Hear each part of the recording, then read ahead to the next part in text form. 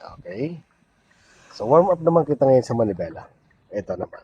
So, ang paghawak ng manibela ay mayroon tinatawag na 9 o'clock and 3 o'clock. Okay?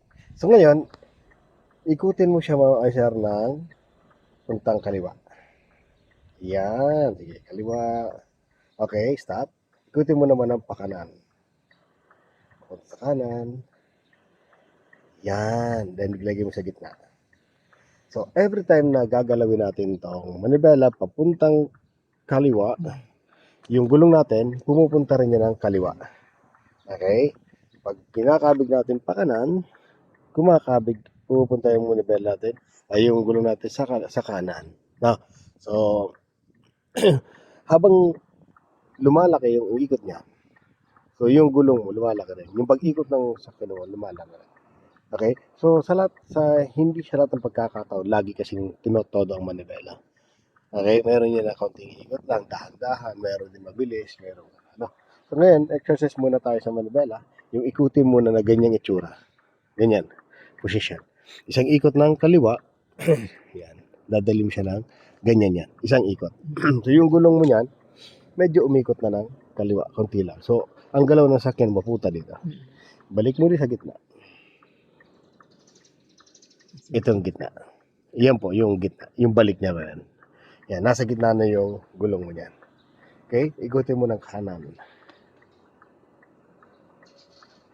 Yan. Then balik mo sa gitna. Yun. So, tama yung pagbalik, pero yung pag-ikot mo kanina, mali. Ayusin natin.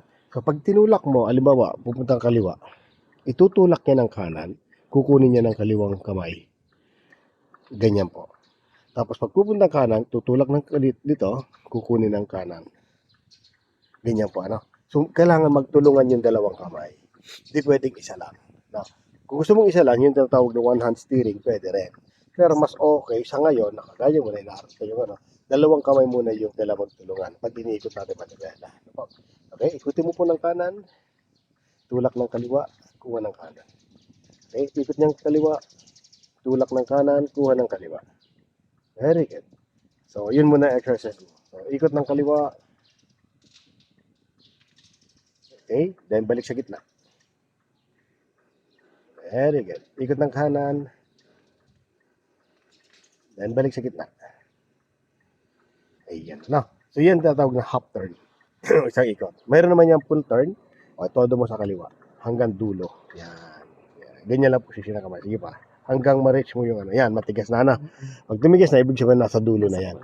So, sagad na yung gulong natin yan. No. So, ngayon, gawin mo, ibalik mo sa gitna, dalawang ikot yan. 1 and 2. Nasa gitna na siya. No. Full turn mo sa kanan.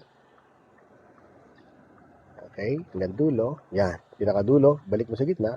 1 and 2. Okay, full turn mo sa kaliwa. Okay, full turn mo sa kanan. Then balik mo sa gitna. 1 and tumitigas. Hindi pa yung gitna. Isa pa. Iyo, nalito ka doon. Daming ikot. Basta once na naramdaman mo na tumigas doon sa full turn sa left or right, dalawa lang balik yan. Try mo ulit, isa pa. Full turn sa kanan. Then full turn sa kaliwa.